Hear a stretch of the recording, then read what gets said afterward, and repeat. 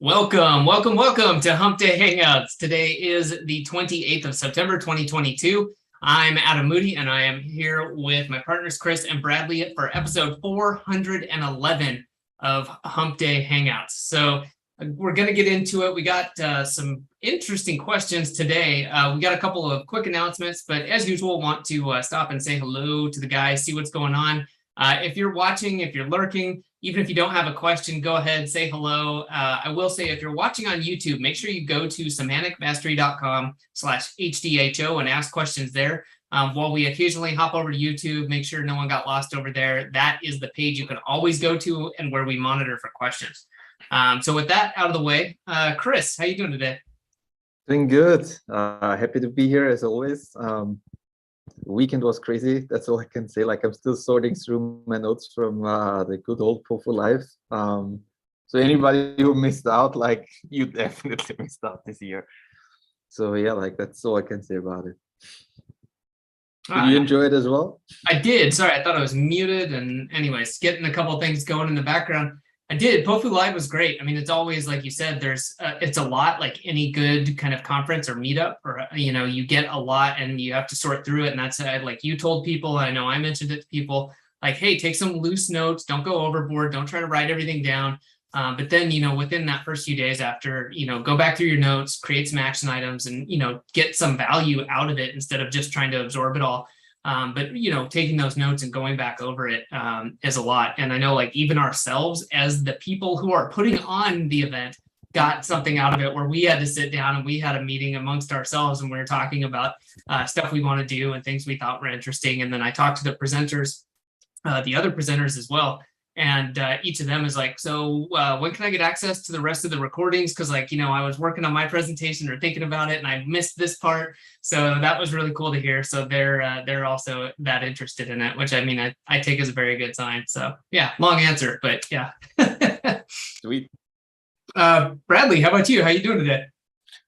Man, I thought that after POFU Live, like, things would slow down a little bit, Not even close. And oh well, anyway, I enjoyed it too. I thought it was great. I thought, I liked the 1 day format. It was a long day. We crammed everything into 1 day. I mean, we had the VIP event Friday, but that wasn't really specifically about marketing. It was more about just meet and greet and kind of break an icebreaker, really, for everybody. Well, obviously we can talk, after the guided beer tasting tour that Jenny did, which, by the way, Adam, I meant to reach out to Jenny and thank her, and I have not yet. So I'll try to do that. Shame. Yeah, I'll try to do that. Anyways, after that, we hung out for another hour and a half after that and just kind of talked and chatted and stuff. And it was great. And we obviously talk a little bit about marketing and SEO stuff at that point, but it's just general, like, just discussion, really. But that was fun. But then Saturday was a very long day and we did it all in 1 day. I actually kind of prefer that format because I like having the following day, Sunday, to kind of decompress. But it was really good.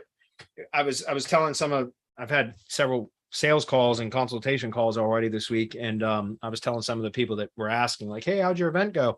Some of them was like, it was funny because I didn't get with, like, the other presenters and plan out, like, so that all of our presentations kind of jived around the similar topics, but they did anyways. Like, it was crazy. It was just like, everything fit really, really well. And as Adam said, one of our guest presenters, Jeremy, the owner, co-owner and developer of Press Advantage, Jeremy Noltzman, he had a talk that was not SEO related. It was purely about business and strategy and planning and like how to plan to sell your business, right? And your exit strategy, essentially. And that was one of the most impactful, like, if not the most impactful presentation or speech or whatever of the event for me. And I know that my partners would agree because we all had a brief meeting to talk about it. Or yesterday, in fact, we talked a little bit about it on our normal corporate meeting. And I ended up talking with Jeremy separately about it, which was a lot of food for thought. But it gave us a lot of really good ideas. In part, in part of that is what we're going to be launching next month, which is Semantic SEO, which is our full service white label SEO agency. Semantic Links grew very, very quickly for me, that I launched and I built entirely on my own this year. And I keep getting questions from my link building clients all the time, like, hey man, if I give you access to my Google business profile or to my website, can you do this on-page stuff? Because I make on-page recommendations as part of my link building service. Because if there are things that I see that can be approved upon on-page or entity assets that which I consider on-page, even if they're off-page, like, if they're branded assets, I still consider that on-page. And so I make part of, for my link building business, I will often make on-page recommendations, and I'll make those recommendations. And then a lot of my clients come back to me and say, well, can you just do it for me? No, I can't. This is an off-page service. Like, I'll give you instructions and you can do it, or you can hire somebody else out to do it. But eventually when people keep asking you and they keep wanting to pay you to do stuff, you just say, fine, I'll do it. You know what I mean? And so we decided to go ahead and launch Semantic SEO next month, which will be the full service white label SEO agency, which will include on-page site builds, entity asset building, link building, content, CTR, everything, all kind of, a full service white label SEO agency. And with the help of my partners, we ought to be able to grow that business very, very quickly. And I'm really excited about it. So that's something that, again, Jeremy's talk over the weekend was about building, planning an exit strategy with any sort of business. Like, what is your end goal? And starting to build it that way from the start, which again, I had a meeting with my partners and said, I love semantic links. It's my business. It's great. I'm enjoy it. I very, very much enjoy that business. But if I were to leave that business or get killed, or, God forbid, I get injured or something like that, it wouldn't last probably more than a month without me. And that's true. And that's not what we want to do for semantic SEO, right? So we've got plans now to kind of build this right from the start and eventually build that into semantic links. But all of that was to say, like, it was just a really good, and Michael Merlino killed it at the end. Like, he was our caboose, like our follow-up presenter. He was the last one to present. Everybody was kind of low on energy after sitting in front of the computer all day. And then he just came in and fucking crushed it. Like, he's a high energy guy. So it was a very entertaining presentation, and entertaining as well as educational and informative, but it was entertaining at the same time. And that's always makes, I think, a powerful presentation when you have passion behind what you're speaking about. And so, like I said, I'm not to discredit or discount anybody else's presentations. Everybody's was good. I really did think it was a fantastic event, but those are just some of kind of like the key points that really stood out to me. Definitely. Yeah. Man. Yeah. A lot going on, a lot of stuff. And like you said, I mean, I've heard good things about each of the speakers, which is cool. Love hearing that, everybody took something away, heard stuff about Brian Cato's presentation, David, Jesper, Mike, everybody. So yeah, it was just a lot of fun too. Good presenters, great attendees. I've already heard some really good things back from people. So if you were there, thank you. If you weren't there, look to join us sometime in the future. We'd love to have you, whether it's virtual or in person. Hopefully we can do that next year is what we're looking to try. So we'll see how that goes. Knock on wood. Yeah, I think we should next year do it back in person again. I hope we do anyways. As long as I don't have to get on an airplane, I'm down. There we go. All right. Well, should we get into it? Sure. Let me look up. Oh, a ton of questions, but it looks not like a lot. Yeah. Nice individual is the first person here.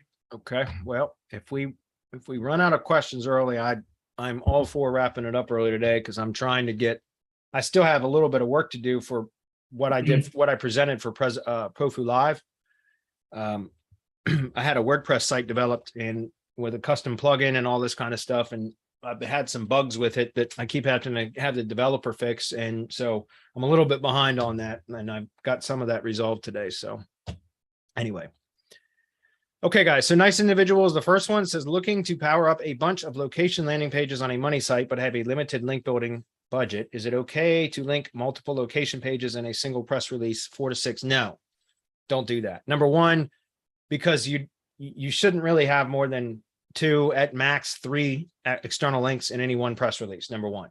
Number two, because otherwise you really dilute the effectiveness of any of those links. And the problem with trying to use a single press release for multiple locations is you can also cause somewhat, to a degree, like location ambiguity, ambiguate location, right?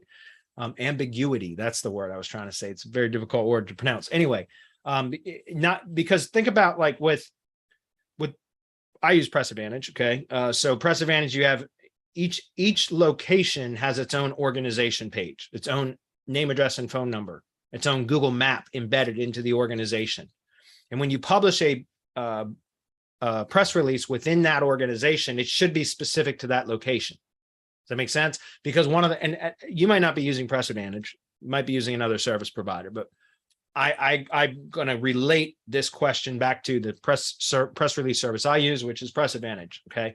So every press release that I publish is in a specific organization, which is a single location. Does that make sense?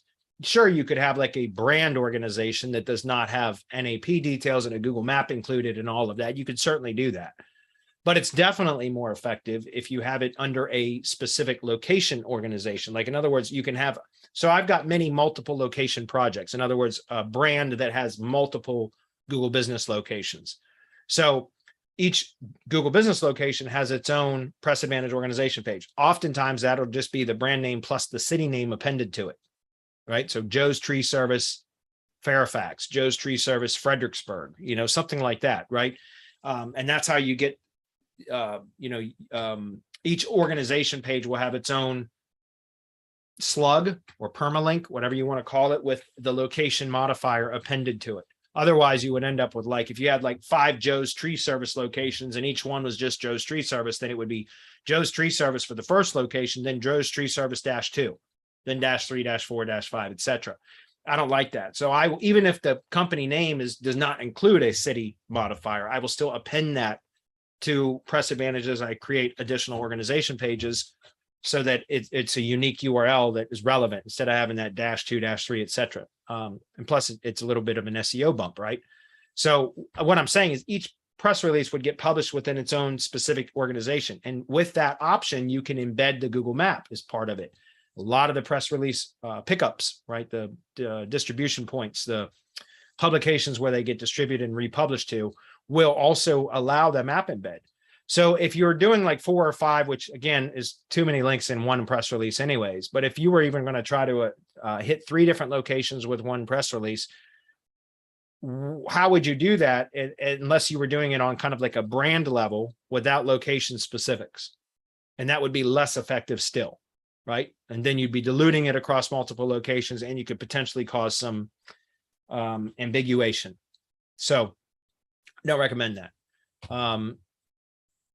Yeah, as I mentioned, guys, I just talked about this, I think last week too. My strategy for press releases is you take a Google business post, you link with the Google business, whatever page it is or post that you want to push on your money site. Okay, whatever page or post that you want to push on your money site, you summarize that page or the content of that page or post, you summarize it into a Google business post, which is a roughly 225 words maximum. It's 100 or 1,500 characters max, which roughly 225 words. So between 200 to 225 words. So you summarize whatever page it is you want to push into a Google business post, and then you use the CTA button, the call to action button, either learn more or book. Those are the 2 options that will allow a URL to be inserted into the CTA button. You put the target page URL into that CTA button, then you publish the post. You wait for it to publish on the Google business website. It can take sometimes hours now. It used to be just a matter of like no more than 10 minutes. Sometimes it's taken hours for it to now appear on the Google business website. But once it does, you pull that Google post URL out, which is an inner page URL of the Google business website. It's not the share URL. It's not that little short redirect URL that Google gives you if you're looking at it from within the SERPs or from within, so the search engine results page, or from within Google Maps. If you try to click on a Google post from the search results or in Google Maps and click the share button, it's going to give you a share URL. Do not use that URL. You want to use the inner page URL of the Google business website. So you have to wait till it appears on the Google business site. As I said, sometimes it can take hours now before it appears. And then you want to click into that post and then copy that link out of the address bar. That's the inner page of the Google business website. That now is your target URL for press release, right? So you link to that target URL with whatever keywords you want. You can go with target keywords, right? Or target anchors. That is a keyword plus location modifier, or another term for that would be an exact match anchor, right? An exact match keyword anchor. So you can link to that because now you're using the Google business website as a buffer. which is a Google property. So you can hit that Google business post with exact match keyword anchors or target anchors, and it's going to hit that Google business post, and it's going to flow through that CTA button to your target, ultimately your target asset that you wanted to push on your money site. But it's been buffered through a Google site, number one. And number two, it's a generic anchor or a miscellaneous anchor, because it's either going to be learn more or book, whatever the button it is that you select, that is the anchor text. Does that make sense? So you can push a lot of relevance to the Google business post. The Google business post filters any potential negatives and then pushes link equity to your target asset. And then the second URL that I would put in the press release, which I typically do, is either going to be the maps share URL for that same location, or it's going to be a review share URL from the Google Maps listing. Those are all 302 redirect URLs. So it's not about pushing link equity. It's about sending the right signals to Google Maps. And then, so that's, again, Google expects to see links built to the share URL. And it also expects to see, well, when there's click activity on a share URL, that is a good signal for ranking in maps. So that's part of the reason I do it, is because if I'm going to run CTR manipulation traffic or referral traffic through the press release, I want them clicking, I want the bots clicking on that map share URL or the review share URL, because again, that is an engagement signal directly in Google Maps. So it's very powerful. So that's exactly how I do it. Now, if I'm doing a press release silo, then there may be a third link. It's either going to be just the Google business post URL, the target URL that I've already mentioned, and then a link to the previous press release if I'm doing a silo. Or sometimes I'll still have all three I'll end up having three links, one to the Google business post, one to the previous press release in the silo, and then also another to the share URL or the review share URL. Does that make sense? But a lot of the times with press release silos, I will reduce it down to just two links, which will be to whatever target or I want to hit. Or in some cases, if I'm doing like what's called a mono silo, which is where like you have subsequent press releases in the silo that all you want to do is push link equity upstream to the top of silo post. And that's where your one target URL is, like the one that you want to push the equity to. That's another kind of strategy for that too. But that's getting in more into like, you know, more specific local PR pro strategies, which we have a training course for that. If you want to learn how to use press releases properly for local SEO, that's a good course for that. So it's kind of a long-winded answer to tell you, no, don't do that. Right? Don't do that. You want to be more specific with your press releases, or else you completely destroy their effectiveness. They're just not going to be effective. Okay. And in fact, you can actually cause harm to your Google business assets if you're trying to hit too many of them from one source, if that makes sense. All right. Next one. How would you approach getting a GMB for a rank and rent site? I wouldn't right now. That's kind of the whole point. That's why I just talked about this at POFU Live. That's what my whole entire presentation was about. It was about a whole new method that is about rank and rent that does not require Google business assets. So I wouldn't get one, because guys, the problem is the last few times I've tried to verify a Google business profile, it triggers either video verification, or if I've been lucky enough to be able to get just a normal, postcard verification, then it suspends almost instantly. Once it's verified, it suspends, or it redirects to video verification. And so I spent months avoiding it because I really just didn't have the bandwidth or the desire to try to figure out a workaround. But eventually I decided, that I had neglected my lead gen business for too long this year, expanding it. So I worked for the last several months on developing another method, which is what I presented and taught about at POFU Live this past weekend. So if you're in the mastermind, you'll get all of that information. It will be dripped out slowly over the next couple of months, because it wouldn't be fair to the POFU Live attendees if I just gave it away. I wish I could, but I won't do that. So I will drip out bits and pieces of it. And then probably in December or January, usually it's January, but I might go a little bit earlier this year. I'll release the whole kind of package. But if you're joining the mastermind, you'll get that. I developed a WordPress site. We're talking about developing an HTML site builder that will deploy these rank and rent sites in a very particular structure. And there's a whole process and a method for building that up that does not require a Google business asset. Here's the point that I'm getting to. Eventually, once you have validated and solidified the entity in Google, which you can do even without a Google business profile, then you could request a Google business profile. Sometimes in the past, Google would publish, sometimes would just publish a Google business profile anyway. It would be unclaimed, but it would be published, meaning live and can be found in search. But there's the chance, I haven't got that far yet, because none of these projects that I've developed this method for are mature enough. They're not established enough to attempt this. But I know in the past, when I've had lead gen assets that I did not have Google business assets for, but I had built them up with off-page signals, branded profiles, syndication networks, schema, all kinds of stuff, that eventually Google would publish a Google business profile for it, that then all I had to do was claim. Like, in other words, I didn't initiate, like, go to Google business.google.com and then say, I'm going to submit a listing. No, I just had built up an organic presence and established an entity. And then Google eventually just creates a Google business profile that's unclaimed, right? And then you can claim it. And that's been able to be verified or claimed via email and or phone call. I've had that happen a couple of times.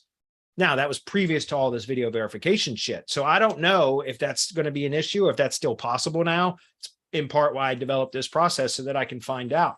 Within the next, 2 months or so, the projects that I first started testing this method on will be mature enough, established enough, that I may very well be able to do that. I don't know. That's just kind of an assumption. But in the past, I've been able to do that. Meaning, if you go out and put all of the local signals in place, citations, everything else, like, without actually having a Google business profile, you can feed Google with enough validating data points, that it could potentially produce a Google business profile for you that only then needs to be claimed. And again, I don't know whether that claim process now will require video verification. In the past, I've been able to do it with either an email sometimes, or a text message, or a phone call. I don't know that that's still possible. I will find out for sure within the next probably 2 months or so, because I've got some of these projects I've started building out already, and I've got 2 more that I built out just for the training for POFU Live. So again, how would I approach that? I would focus on, now, if you're not in the US, you might still be able to just verify like normally. But what I would suggest would be to do similar to what I just mentioned, which would be to build the website, build several branded assets that are all interlinked, so that you start to establish, start to validate the entity, right? Again, that's part of why we do what we do with branded profiles and an interlinking when possible, is because it helps to confirm to Google that this is a real valid business, a real valid entity. And that's what you're doing. You're helping Google to build a knowledge graph for that local entity. And you can do that without a Google business asset. Again, I can't give away everything that I talked about at POFU Live here, but there are some very specific strategies that you can do in lieu of having a Google business profile to establish a local entity. And I teach all of that in the stuff that I just taught about in POFU Live. Okay. But that's what I would do, is get all those local signals in place first, the validating assets in place, and then approach it at a later time once the entity has indeed been established. Well, how do you establish an entity? Like, right, how do you know it's been established? Well, if it had a Google business profile, it'll pop a knowledge panel when you do a search for it. But there are some other ways, doing a brand search, does the website pop up first? Is the whole first page of the search results populated with nothing other than branded profiles associated with that specific property? Like, that's how you can start to identify if you've established an entity with Google, right? If you do a brand search and only a couple, 2 or 3 of the first page results are associated with the brand that you're building, then it's not an established entity yet, because Google is returning other results in the search for a brand, for that brand search, which means Google has not identified that as the actual entity for that search term. But once you get the first, couple of pages really populated with almost entirely your own branded assets, that's how you know that it's now starting to be recognized as an entity in Google, right? So there you go. It's definitely more challenging now, guys. There's no question, but that's the name of the game. That's going to push a lot of people out of the lead gen business. It's good for those of us that are willing to put forth the additional effort, right? Think about it as a way, like, these types of updates thin the herd, right? It thins the herd, and only the people that have the most fortitude, right? Testicular fortitude, right? The Those that are willing to put forth enough effort are the ones that will succeed. Most people will quit, tuck their tail between their legs and run.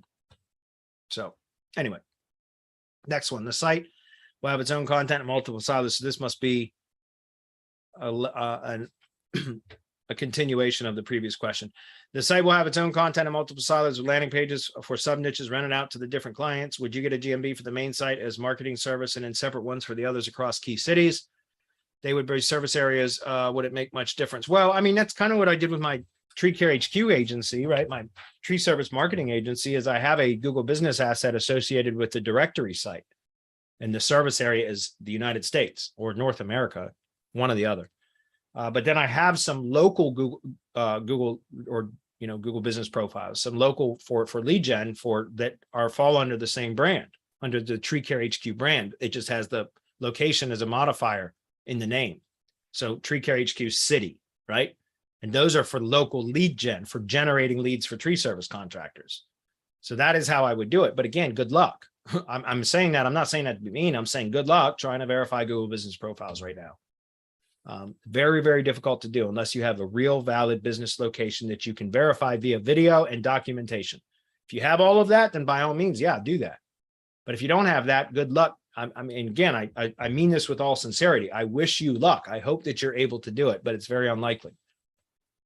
So I would start thinking about other methods that do not require Google business assets, if possible. That's what I taught about specifically. It includes organic ranking. It also includes Google Ads. Part of that is Google Ads. So if you can start to generate leads both through Google Ads as well as the organic section, it becomes easier to verify a Google business profile because you are validating, you're forcing Google to recognize that there's a real company here, right? And I don't know that that's still going to make it easier to create or verify a Google business profile. I don't know yet. The method that I have developed is too new. It's not mature enough, but that's my hope. So we'll find out. Okay. Is there a way to 301 URLs on our G site? Not that I'm aware of. I made some adjustments to the menu and now some inner pages have different URLs. Now, if you go into Google Sites and you are like click on a page, the settings, you can select from a drop down. It's an advanced, it says advanced, and it's just a drop down and it allows you to change your URL slug, like the permalink, essentially. So if that's changed, and then you might just need to reset your slugs back to what they were originally. However, if you rearranged pages to where now there's sub pages or child pages of other pages, then it doesn't matter because the URL has indeed changed, right? You've inserted another level, right? You got sites.google.com/view/ whatever your username is / and then that's where the pages start. So if you have sub pages now that were originally top level pages, but now they're sub pages or child pages, that URL is now going to have there's no way to change that I'm aware of. I don't know that you can do any sort of 301 redirects in Google Sites. Yeah, I don't think you can. Not that I'm aware of anyway. Hey there, based in Australia and getting into lead gen, what would be your recommended software that's white label for lead forms and call buttons? Well, I mean, I use high level for everything. Yeah, I use high level. That's what I use. We have a link for that, Adam, if you want to drop it, but that's what I use is high level.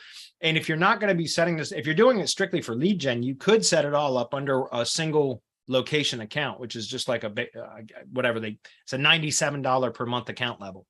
If you're going to be setting up separate, sub accounts for each location, and that's how I run my lead gen business. I run my entire lead gen business through high level now. I still use Mike Martin's Lead Simplify in some cases. I've got a few areas that I just have lead buyers instead of revenue share. So tree contractors that buy on a pay-per-lead basis. I do have a few locations I still do that with. So I use Mike Martin's Lead Simplify for that. But everything else that I run, like for most of my lead gen business locations, I run everything through high level. And I set up a high level sub account for all my my clients as well, like my traditional retainer-based agency clients. So I use high level for everything, and so it's the agency plan. It's $297 a month. That's all I need. It works great. I love it. You got forms, you have Twilio, it integrates with Mailgun. So you got, mail, phone, SMS, text messaging, phone, all kinds of stuff. It's $97 a month. If you're going to run everything, you could potentially run everything through the $97 a month account. That's what I recommend. That's what I use. Okay. There might be other services. There's another one. Actually, I haven't used this. I got access to it. Here's another one called LeadSnap. Patrick, I think it's Shannon. He was in our, he actually gave me access to this because I really did have full intentions of testing this. But I got so much of my businesses, not just my lead gen, but my own agency, now Semantic Links. I've got so much wrapped up in and integrated in the high level now. It would just be an enormous amount of work to try to disentangle from high level and switch to another platform. But here's another platform that does similar things to high level, but also does a lot of other SEO things that high level does not do. And it's really cool. It's called LeadSnap. And they've got these GeoGrid, so local search grid reports that you can actually change the shape. Like, it's really cool. You can like set your own GeoGrid shapes. And so it's not just always a square. And they've got some really good pricing too. So this might be something else that you might want to look into is LeadSnap. Because they've got some pretty good pricing for that. It's better pricing than high level for sure. Does that make sense? So I would perhaps check this one out too. I know I've heard really good things about this. Unfortunately, like I said, I just don't have the bandwidth to start testing another platform when I'm already so intimately involved with high level. It's not worth my time to try to replace that app. So. Okay, let's see. Also, something with a client dashboard for stats would be awesome too. Yeah, I mean, I don't know about that because even high level doesn't really do that. Well, maybe it does. Maybe I just don't use it. I think LeadSnap actually has quite a good stats, and you see how like you got different plan levels here. Like this one, I know it's probably small on your end, guys, but this one for $39 a month, you get 10 GMB locations. Like you can manage 10 Google business locations through this for $40. That's very, very good. So, this might have, again, guys, I'm not here to sell you on this. I just know that it's an app that I was interested in. I'm just not using it. Also, you could do stuff with like Google Data Studio, right? You can do Google Data Studio and stuff like that to set up reporting, which will integrate with analytics and Google Business Insights and Search Console and all of that stuff. So if that's something that you want to do, you might want to look at like go to Udemy or whatever that's called and look for a training course on Google Data Studio, or just go search Google for Google Data Studio. Might want to look into that for reporting. That might not be a bad idea. Okay. I use Bright Local for reporting. So next question. Hey there, based on Australia. And oh no, I'm sorry. That was the question I just answered. Next one is, hi guys. I hope you're all doing great. Just a quick question. If you want to create a new website for a client in order to optimize it for GMB ranking, but the client wants to keep the existing website unchanged, online and active, can you remove the old set website URL in the GMB listing and replace it with the URL of the new site without incurring a negative effects from Google?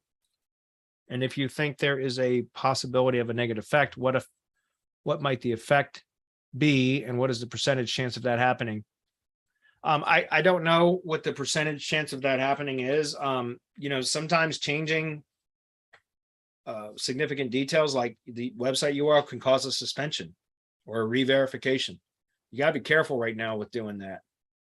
And yes, it not only do you have to be concerned with that, and I'm not saying that to scare you. I'm telling you to be careful, because changing the URL can trigger either a suspension or a re-verification, and that's a pain in the ass. So just be careful. I mean, if you got to do it, you got to do it, and just take your chances. But explain that to the client ahead of time. That, hey, look, we got to change this URL, and there's a possibility that the Google Business Profile will be suspended, or there's a possibility it will trigger a re-verification, in which case we're going to have to jump through some hoops to get it reinstated or re-verified. And oftentimes, if it's a real valid business, you can get it reinstated or re-verified. So as long as it's a real valid business, you're most likely going to be able to get it reinstated or re-verified either way. And it might not trigger any of those. You might be able to change it and it'll be fine. But it's a roll of the dice every time. You never know. And there's no way to know other than to just do it. You know what I mean? So just, and you got to be very transparent about that kind of stuff with your clients ahead of time. Do not tell them everything's going to be, sunshine and giggles. And then next thing you know, their listing is suspended and you've got some explaining to do. Don't do that. Tell them up front that there's a chance that it could be suspended or trigger a re-verification. So, if it doesn't happen, then great. Now you're like, now you're ahead of the game. But if it does happen, they're at least were made aware of it, right? So they don't get super, super angry. They're probably still going to be upset, but at least they were aware that that was a possibility ahead of time. Okay. Now, that said, it's funny because I was just having a chat with one of our mastermind members about potentially doing some white label SEO stuff for him. And I have a policy where I just will not work on other people's websites. I just flat out won't do it. If I take on a client and they have an existing website and they want me to do on-page work, I tell them, okay, I will provide consultation videos, guidance on what to do to optimize the on-page, like your site, internal linking, content modifications, structure changes, all of that. I can consult, provide guidance for all of that in video format, along with, checklist items and things like that, that I can send to either you or your webmaster, and they can handle that. I'm not going to do it. I don't work on other people's websites unless I build the site or my team builds the site. I'm not working on your damn site. I just won't do it. I've reached a point in my career. I don't want to do it. It's too much of a nightmare. There's too many customizations, too many different themes, too many different page builders, there's just so much stuff. Every time I've ever gotten involved in somebody else's website, it's ended up being an enormous pain in my ass, and it's not worth the money. So I just flat out won't do it anymore. If somebody has an existing website, I'll tell them, I'll give you guidance and consultation on what to do, which you can you can provide those instructions to your webmaster and they can make those changes. Or the alternative is we build you a new site, period. That's it. Those are the only two options. Now, I say those are the only two options. There is a third option, which is what most of my clients take now, which is I'm not going to touch your website. I can still provide guidance on page changes that you can present to your webmaster, or you can do yourself. But what I'll do is I'll build a site on a supplemental, or what I call a bolt-on site as a subdomain. So in other words, you give me access to your domain registrar. I'll set up a subdomain, point it to my own host, and I'll build a site on a subdomain, which will be connected to your root domain, right? And that's fine. That way, I'll build it to look the same kind of theme or same kind of color scheme. That's not theme, color scheme, so that it looks very similar to what your main money site looks like. But this will be a subdomain site that I build and I control, that I have full control over, and I built it the way that I know how to build sites that we'll be able to manage, and that's fine. And that a lot of my more recent clients, since I adopted that policy, have taken that on. So I don't touch their main website, or I might provide them with some guidance, like here, change your title tags, add alt text to your images, maybe internal linking, like you got some pages here that should be linking to this page and they're not. I might provide guidance for that, but I'll tell them flat out, I'm going to put a new site on a subdomain that I have full control over, and I'm going to do all my SEO work to that. If that makes sense. And that works. That's the way it works for me. I've most of my clients over the last year and a half, 2 years since I started that policy, they accept that. They'll say, okay, yeah, that's fine. And I usually don't charge for that. I mean, it depends. Like if I've mentioned this before, but I do, like for tree contractors, my bottom line starting point, which is Google Business SEO only, right? That's just optimizing your Google Business profile and getting maps ranking. I start at $850 a month. If they want if they want website optimization too, then I just charge $150 a month for that. I don't charge them like a build fee or a setup fee or anything like that. I'll build them a subdomain site because I use templates that I've already built, right? So I just install a template and swap out the details and it's built. So it really isn't a big problem for me. I just mark up my monthly retainer by $150 to now manage a self-hosted site, one that I built on their subdomain. Does that make sense? Or if they don't already have a site, or if they're okay with me building a new site for them, I'll just put it on their root domain. But a lot of the a lot of times clients already have a site that they're happy with, and I tell them flat out, it's fine. I'm just not going to optimize that. I can provide guidance. I'm just not going to touch it. I'll build everything on a subdomain site that I can make to look like your main site. And that way I can control that. And then like I said, I just charge $150 a month in addition to, so it goes from $850 a month to $1,000 a month. And then I manage all their self-hosted site stuff on the site that I built for them. And I don't charge them a setup fee for that. It's just part of their retainer. Does that make sense? Okay. Do you have an idea when the POFU recordings will be posted to the members site? Adam? I have a very good idea as soon as they're done being edited. But yeah, we always aim for like 7 to 10 days. Usually takes slightly more than a week, and we don't want to promise too much, but yeah, 1 to 2 weeks usually. Good, thank you. And I've got I've been working the past couple of days. Like I said, I told the POFU Live attendees that I built a whole nother template in Flowster which has all the training. It's not a full SOP yet. Eventually it will become a full SOP, but right now it's just training.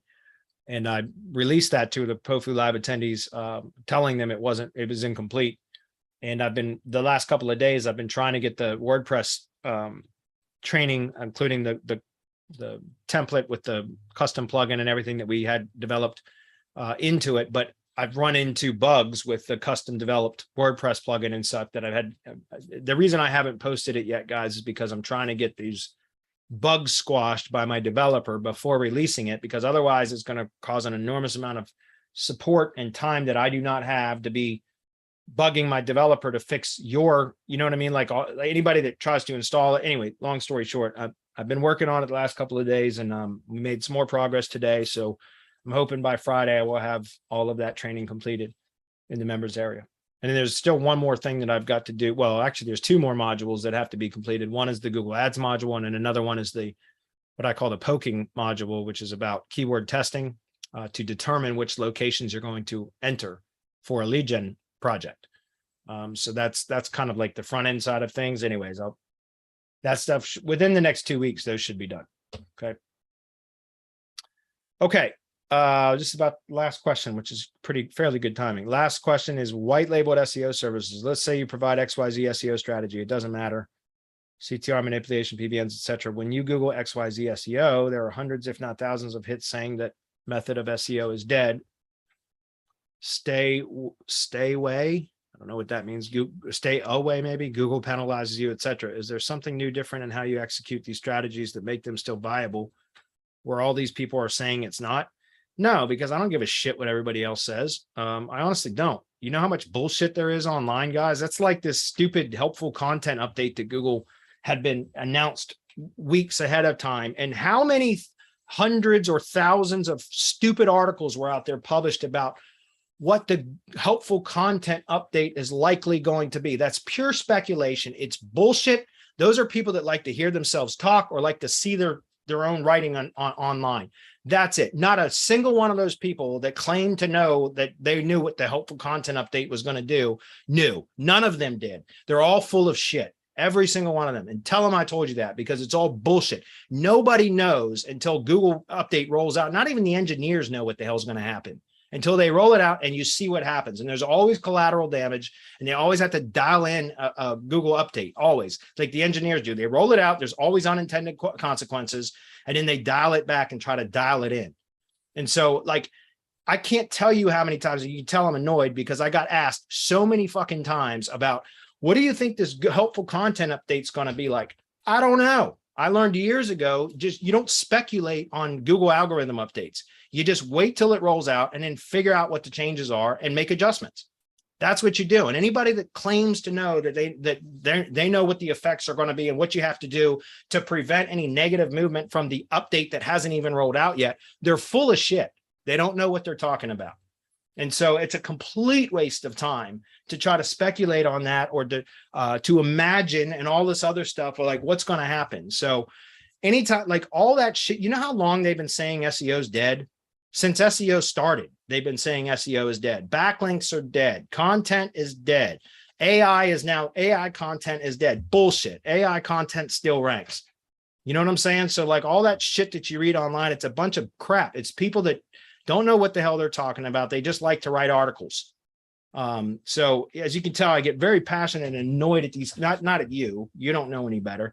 I mean, it's okay for you to ask that question, but all those people out there speculating and saying, you know, like they said backlinks are dead, SEO is dead for years. For years, they've been saying that. Let's talk about drive stacks. Like, you know, my former partner, Marco, kind of invented the whole Google stack, drive stack procedure. Him and originally Gary Kirwan, and eventually when RYS Academy Reloaded came out, it was him and Rob Beal, who now they're together at the Heavy Hitter Club. They invented that. It was under the Semantic Mastery brand. We launched Google Drive Stacks, gsite and Drive Stacks. No shit.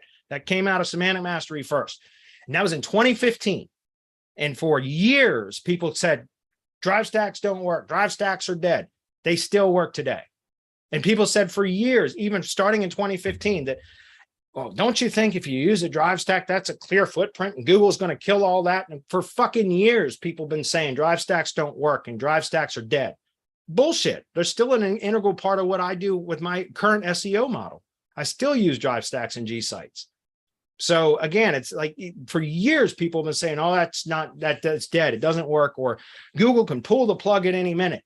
Well, that's fine. Then you avoid doing it while I'll continue to use them and get results and make money from them, while you say that it doesn't work. You know what I mean? I'm not talking to you. I'm just saying the proverbial you, if that makes sense. So again, all of that shit that you read online, look, test it for yourself, right? Test it for yourself. I don't care what you read online. Go test it for yourself, because most of these people, all they do is write articles. They don't do SEO. You know what I mean? And if they do, they probably read search engine journal bullshit articles and then just regurgitate what they hear from somewhere else instead of testing it themselves. Isn't that like the state of our media now anyways? They pick up a fucking some hearsay from an anonymous source somewhere, and then it just proliferates across the web as gospel, as truth, when you find out it was total bullshit to begin with. That's exactly what the SEO industry is about, guys. It's been full of bullshit since day one. So unless you're out there testing yourself, you don't know whether any of that stuff is valid or not, or only listen to people that you trust and believe. And even then, there are 1,000 ways to skin a cat, guys. So even the people that you trust, including me, right? If you don't take everything I say as gospel, test it for yourself. I'm going to tell you what I know that works, that has worked for me, and hopefully it will work for you too. But again, like, my methods don't mean they're the only way that work. There are dozens and dozens of ways to achieve the same end result. Does that make sense? Adam, you jumped in for a minute, looks like. Did you want to say something? Yeah, I mean, not to add a whole lot to it. You basically said it. The only thing I was going to add was, you know, your results talk. Bradley said, go out and test, do that. You know, if you don't know, because at the bottom of your question, I'm guessing that maybe you're not sure about some of these methods. So hell yeah, you should go out and test them and understand it yourself before you go do it on someone else's stuff. Yeah. But, you know, then you have those results and you can say, look, here's how it worked. That doesn't mean it works that way every single time in all circumstances, but it's a hell of a lot better than just saying, you know, oh, well, I think this works, or this might work, or it used to work. You know, get some results. And also that goes into your own marketing. It's your case studies, right? It's, hey, this is proof that I, you know, can get results. So. Yeah. And what Adam just said is was spot on, in that you don't test methods on your client sites, guys. That's what lead gen assets are for, or just test assets. But my point was, if you're going to take the time to build an asset to test on, why not build an asset that has the potential to be monetized, so that if you're successful, you can make money from it. So for me, because all I do is local SEO, I always set up lead gen assets that I test on. And then one, you know, those that the tests that are proved to be fruitful are the ones that then I start to implement on client sites too. But here's the other part of that, guys. Like, if you can't set up one test site and try 18 different SEO methods on it, and then all of a sudden something works. How do you know which method worked? You see what I'm saying? So you have to test across multiple assets, and test in single variable testing, right? Test in isolation. So you test methods in isolation. And that's, again, it goes back to, SEO Intelligence Agency. They do single variable testing. That's Dory Friend and her group and all them. You know, there's a lot to be said for what they do. Now, that's in the real world. You never just do one thing, right? You do multiple things, but you can often tell by doing single variable testing. So testing specific tactics in isolation, you can determine how much movement occurred, whether negative or positive, and then you can start to combine different tactics to see, okay, well, this one worked and this one worked both in isolation. What happens when I try both of those tactics on another property? Does that make sense? That's how I developed what I call what was called the GMB process, was because I had like over 3 dozen of my own lead gen assets not get suspended, but they tanked in rankings last year in June, in 2021. And I had a whole lot of my lead gen business my revenue dropped overnight because in the middle of June last year, I didn't lose them. They were all still published online, but they just dropped and they tanked from 3-pack rankings down, like about 80% of them were in the 3-pack, down into like on average position 15. Okay. And I had like over 3 dozen. It was like 38 or something, 37, 38 properties do that. And so I lost a lot of lead gen money almost overnight. And, looking back now, I realized that it was actually kind of a blessing in disguise, because I started testing across all these different Google business assets in isolation. I tested different methods or tactics in isolation. So I'd take one Google business asset and I'd apply one method to it, and I would just wait and see what happens. And I would do another method to another asset and wait and see what happens. And I was able to start identifying the methods that would cause positive movement. Then I started combining those on other assets. Okay, this method worked here and this one worked over here. Now I'm going to combine those two on this one that I hadn't touched yet and see what kind of movement it creates. And that ended up being, over the course of months, is what I ended up developing that checklist from, was because those were the things that I found worked. As long as I implemented those steps, I would almost guarantee positive movement across every asset that I applied that to. And that's what the checklist was born from. From that, it took months of testing. So again, if you're going to set up a test asset, you can't test 15 different tactics on that one asset and then all of a sudden you get results. How do you know which method it was that produced the results, or which combinations of method produced the results? That's why, again, you have to test things in isolation in order to determine what really works, right? And it's a lot of work. It totally is. But that's why if you're going to put that kind of work into testing, you might as well put it into assets that, if successful, you can make money from, right? So anyway, there you go. I think we're close enough. We'll wrap it up for the day. Cool. Thanks, guys.